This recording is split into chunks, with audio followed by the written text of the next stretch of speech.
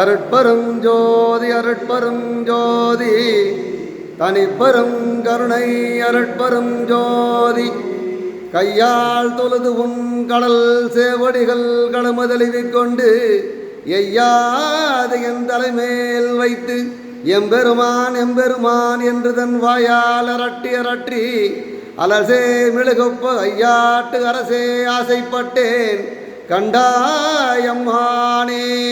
அருட்பெரும் ஜோதி அருட்பெரும் ஜோதி தனிப்பெரும் கருணை அருட்பெரும் ஜோதி அருட்பெரும் ஜோதி அருட்பெரும் ஜோதி தன் கருணை அருட்பெரும் ஜோதி.